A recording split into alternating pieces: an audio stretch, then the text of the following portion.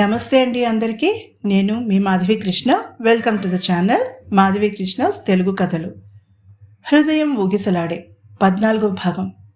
ఇంటికి వచ్చాడన్న మాటే కానీ కిరీటి రెస్ట్లెస్గా అటూ ఇటూ తిరుగుతూనే ఉన్నాడు.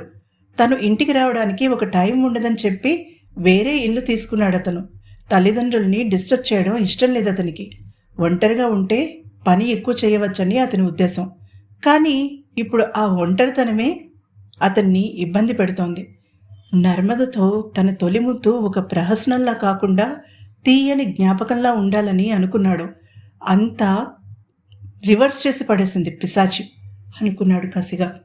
షర్ట్ బటన్స్ విప్పి బాల్కనీలోకి వచ్చి నిలబడ్డాడు. ఎవరి ఏడుపుతోనూ మాకు సంబంధం లేదు అన్నట్టుగా ఆకాశంలో నక్షత్రాలు ఆనందంగా మిణుకుమిణుకుమంటున్నాయి.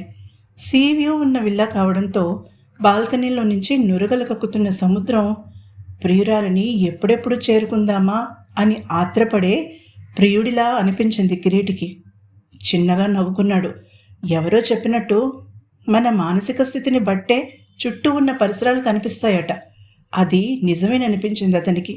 లేకపోతే సముద్రము ప్రియుడు అంటూ తను కవిత్వం చెప్పడమేమిటి పిచ్చి కాకపోతే అనుకుంటూ అక్కడ ఉన్న స్వింగ్లో కూర్చుని మెల్లగా ఊగుతూ సముద్రాన్ని చూస్తూ ఆలోచనలో మునిగిపోయాడు కిరీటి. కావేరీనా నర్మదా? ఎవరి సమస్యని ముందు తేల్చాలి తను? ముందు కావేరి పరిస్థితిని చక్కదిద్దుదామంటే తింగరి నర్మద మళ్ళీ ఏ మెంటల్ గార్డునో తన లైఫ్లోకి ఎంట్రీ ఇమ్మంటే, అలాగని నర్మద సంగతి ముందు చూద్దామంటే సాహిల్ కొంచెం ఫాస్ట్గా ఉన్నట్టున్నాడు. కావేరిని లేవదీసుకుపోతే తల పట్టుకుని కూర్చున్నాడు కిరీటి. అయినా అలా నర్మద ఒప్పుకోదు కూడా. ముందు నా చెల్లెలు సెటిల్ అవ్వాలి అంటుంది. అతను విసుగ్గా లేచి అటూ ఇటూ తిరగడం మొదలుపెట్టాడు. ఆ నిశ్శబ్దం, ఆ ఏకాంతం, బ్యాక్గ్రౌండ్ మ్యూజిక్లా సముద్రపు హోరు ఇవేవి అతనికి ప్రశాంతతని ఇవ్వడం లేదు. అలా ఎంతసేపు తిరిగినా ఉపయోగం లేదని తెలిసిపోయింది అతనికి. అందుకే ఎప్పుడూ పాటించే ప్రిన్సిపల్ని ఇప్పుడు కూడా పాటించాడు. సమస్యకి పరిష్కారం ఎంతకీ దొరకనప్పుడు నీ నుంచి సమస్యను కొంతసేపు వేరు చేసి చూడు, పరిష్కారం ఆటోమేటిక్గా దొరుకుతుంది అనేది అతను గట్టిగా నమ్ముతాడు. అలా అనుకోగానే అన్నిటినీ మర్చిపోయాడు. తిరిగి ఉయ్యాలలో కూర్చున్నాడు. ఈసారి తన పరిసరాల మీద ఫోకస్ పెట్టాడు. అలానే మెల్లగా నిద్రలోకి జారిపోయాడు. అప్పుడు బుర్రలో ఫ్లాష్ అయింది అతనికి ఒక ఐడియా. ఒకే దెబ్బకి 2 పిట్టలు. నర్మదకి రెస్ట్లెస్గా అనిపించింది. పక్క మీద అటూ ఇటూ దొల్లుతూనే ఉంది. కింది పెదవిని తన పొట్టన వేలతో సున్నితంగా రాసింది. ఇంకా కిరీటి పెదవుల రుచి తన నాలుక మీద ఉన్నట్టుగా ఫీల్ అయింది ఆమె. అసలు తను అంత వైల్డ్గా రియాక్ట్ అవ్వగలదని, తనలో అంత కోరిక దాగి ఉందని తెలియనే తెలియదు. కిరీటి చెప్పిన ఒక పాయింట్ మాత్రం చాలా సరైనది. నరేంద్ర తనని తాకినప్పుడు అసహ్యంతో ఒళ్ళు భగ్గున మండింది. కానీ కిరీటి తన పెదవులను నిజంగానే ఐస్ క్రీంలా.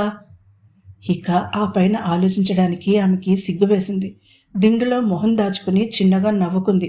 అంతలోనే ఒంటి మీదకి తెలివి తెచ్చుకుని తనని తానే తిట్టుకుంది నర్మద. కిరీటి ఒక ఉమెనైజర్. అతనికి ఇది ఒక ఆట. ఎవరైనా తనని కాదంటే అది ఒక ఛాలెంజ్. అది పూర్తవ్వగానే తుమ్మెద మరొక పువ్వు మీదకి ఎగిరినట్టుగా వేరొక అమ్మాయి దగ్గరికి వెళ్ళిపోతాడు.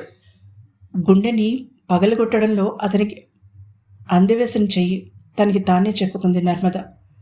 తనకి ఒకటే బాధ్యత, కావేరికి మంచి అబ్బాయితో పెళ్లి చేసి పంపించాలి. అంతవరకు కాలక్షేపం కోసం ఏదో ఒక ఉద్యోగం చేయమని చెప్పాలి. తన డిగ్రీ ఈ ఏడాది పూర్తయిపోతుంది కాబట్టి జాబ్ వెతుక్కోవడానికి కొంత టైం పడుతుంది కావేరికి. అలా తన ఆలోచనలను కిరీటి మీద నుంచి చెల్లెలి మీదకి డైవర్ట్ చేసింది నర్మద. అలా ఆలోచిస్తూనే నిద్రలోకి జారుకుంది. ఉదయం ఎప్పటిలానే ఆమె బాడీ క్లాక్ ఆమెని 4ంటికి లేపేసింది. నిద్ర లేకపోవడం వల్ల కళ్ళు మెరమెరలాడుతున్నాయి. ఆ టైం దాటాక బెడ్ మీద దొల్లే అలవాటు లేని నర్మద మెల్లగా లేచి తన డైలీ రొటీన్ని స్టార్ట్ చేసింది. స్నానానికి వెళ్ళినప్పుడు కనిపించాయి ఆమెకి తన చేతి మీద, మెడ మీద నల్లగా కమిలిన గుర్తులు. మధురమైన కిరీటి ఆలోచనల నుంచి ఒక్కసారిగా భయంకరమైన పీడకల లాంటి నరేంద్ర మొహం కళ్ళ ముందు మెదిలేసరికి స్నానం కూడా సరిగ్గా చేయలేకపోయింది. మెల్లగా పిల్లిలా అడుగులు వేస్తూ బెడ్రూమ్లోకి అడుగుపెట్టి ఎన్నడూ లేనిది కావేరి మేకప్ కిట్ ఓపెన్ చేసి జాగ్రత్తగా కమిలిన మచ్చల్ని కవర్ చేసింది ఫౌండేషన్తో. కిరీటి మాటలు గుర్తుకు రాగానే రోషన్తో తల్లగిరేసి మరింత ఫాస్ట్గా రెడీ అయిందామె. కావేరికి కాలేజ్ లేకపోవడంతో రోజు కన్నా త్వరగా ఆఫీస్కి చేరుకుంది నర్మద. కిరీటి అప్పుడే వచ్చి ఉండడులే అనుకుంది. ఏ 10 లేచి మెల్లగా వస్తాడు, ఈ లోపుగా తను మెంటల్గా ప్రిపేర్ అవుతుంది అతన్ని ఫేస్ చేయడానికి మనసులో అనుకుంటూనే లిఫ్ట్ పక్కన ఉన్న మెట్ల దగ్గరికి నడిచింది. రిసెప్షనిస్ట్ అప్పుడే వచ్చినట్టుంది. తన బ్యాగ్ సర్దుకుంటోంది. నర్మదని చూడగానే నవ్వుతూ విష్ చేసింది. నర్మద కూడా తిరిగి విష్ చేసి మెట్లెక్కేసింది చకచక. ఆమె ఎప్పుడూ లిఫ్ట్ వాడదు, క్లాస్ట్రోఫోబియా మూలాన. తమ కారిడార్లోకి అడుగు పెడుతూనే ఎవరో బలవంతంగా ఊపిరి ఆడనివ్వకుండా చేస్తున్నట్టుగా ఫీల్ అయింది నర్మద. రాత్రి సంఘటన కళ్లకు కట్టినట్టుగా కనిపించింది ఆమెకి. కళ్ళు తిరుగుతున్నట్టుగా అనిపిస్తుంటే బలవంతంగా తన క్యాబిన్ వైపు అడుగులు వేసింది.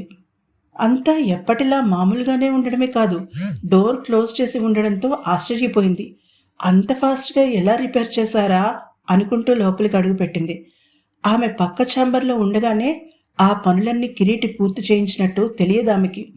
మెల్లగా డోర్ ఓపెన్ చేసి అక్కడ సీన్ చూసి తెల్లబోయింది. తన క్యాబిన్లో తను ఎప్పుడూ కూర్చుని వర్క్ చేసే డెస్క్ మీద, సిస్టమ్ మీద వేరే ఎవరో అబ్బాయి పనిచేస్తున్నాడు. అతన్ని ఎక్కడో చూసినట్టు అనిపించింది, కానీ దానికి అంత ప్రాముఖ్యత ఇవ్వలేదు నర్మద.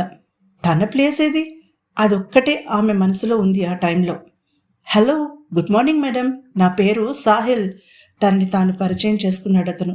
అప్పుడు చూసింది అతని నేమ్ ప్లేట్ డెస్క్ మీద. సాహిల్ పర్సనల్ అసిస్టెంట్ అని ఉంది. ఆమె విసురుగా పక్క ఛాంబర్లోకి నడిచింది. కిరీటి వచ్చేదాకా అక్కడ వెయిట్ చేసి 4 దులుపుదామని ఆమె ఉద్దేశం. అక్కడి సీన్ ఆమెని మరింత అయోమయంలో పడేసింది. కిరీటి టేబుల్కి ఎడమ చేతి వైపు మరొక డెస్క్, ఎగ్జిక్యూటివ్ చైర్ ఉన్నాయి. తన సామానంతా అక్కడికి షిఫ్ట్ చేసేసారు ఎవరో.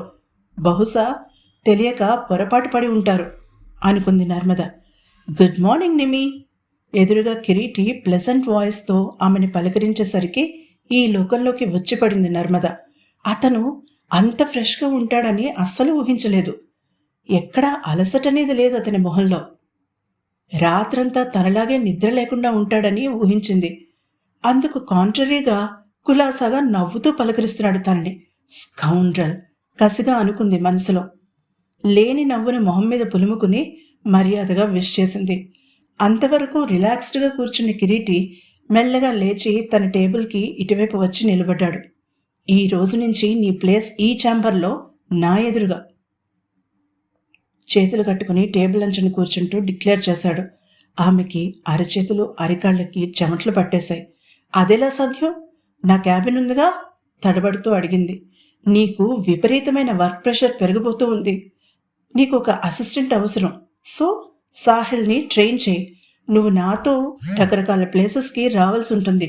అప్పుడు ఇక్కడ వర్క్ ఆగకూడదు కదా. చిన్నపిల్లలకి అర్థమయ్యేటట్టుగా చెప్పే టీచర్లా సహనంతో ఆమెకి వివరించాడు. నేను మీతో ఎలా వస్తాను? అది కాంట్రాక్ట్లో లేదుగా, అయోమయంగా అడిగింది నర్మద. నువ్వు సైన్ చేసిన పేపర్స్ జాగ్రత్తగా చదువుకో నిమ్మి. బాస్కి అవసరమైతే వేరే ప్లేసెస్కి కూడా వెళ్ళి వర్క్ చేయవలసి వస్తుంది అని ఉంది. అది కూడా 4వ పేజీలో 5వ పారాగ్రాఫ్లో ఉంది. మరొక 2 పారాగ్రాఫ్ల తర్వాత నీ సంతకం కూడా ఉంది, తాపీగా చెప్పాడు కిరీటి. 2 birds at 1 shot తారక మంత్రాన్ని పదే పదే మనసులో అనుకుంటున్నాడు అతను. తన ప్లాన్లో పావులను చాలా ఫాస్ట్గా మూవ్ చేస్తున్నాడు. నర్మదకి అసలు ఆలోచించుకునే అవకాశం ఇవ్వలేదు. మరొక హాఫ్ అన్ అవర్లో క్లయింట్స్తో మీటింగ్ ఉంది. సాహిల్కి కూడా అటెండ్ అవ్వమని చెప్పు. Be ready with the files. Order జారీ చేసేశాడు. ఆమెకి ఇక మాట్లాడే అవకాశం ఇవ్వలేదు. నిమ్మి తన టేబుల్ దగ్గరికి నడవబోతున్న నర్మదని హస్కీగా పిలిచాడు. నర్మద పళ్ళు కొరుక్కుంటూ సరిదిద్దింది. నాకెందుకో నిన్ను అలా పిలిస్తేనే బాగుంటుంది నిమ్మి, అల్లరిగా నవ్వుతూ అన్నాడు. తెల్లబోయిందామె. ముందు రాత్రి సంఘటన అసలు ఏమీ గుర్తులేనట్టే బిహేవ్ చేస్తున్న అతన్ని చూస్తుంటే ఒళ్ళు మండిపోయింది ఆమెకి. నీకొక విషయం చెప్పనా? తన చైర్లో సెటిల్ అవుతూ అడిగాడామెని. ఆమె ఏమీ మాట్లాడలేదు. ఆమె మౌనాన్ని అంగీకారంగా తీసేసుకున్నాడు అతను. నీకు ఒక అడ్వాంటేజ్ ఉంది ఈ ఛాంబర్లో. నువ్వు వర్క్ చేయడం వల్ల అన్నాడు కిరీటి. ఆమె అదేంటి అన్నట్టుగా అతని మొహంలోకి చూసింది. ఆ అడ్వాంటేజ్ ఏంటో తెలుసుకోవాలంటే తర్వాత ఎపిసోడ్ని మీరు వినవలసిందే. ఈ ఎపిసోడ్ కనుక మీకు నచ్చినట్లయితే తప్పక సబ్స్క్రైబ్ చేసుకోండి, ఒక లైక్ కొట్టండి. తిరిగి తర్వాతి ఎపిసోడ్లో మళ్ళీ కలుసుకుందాం. అంతవరకు సెలవు.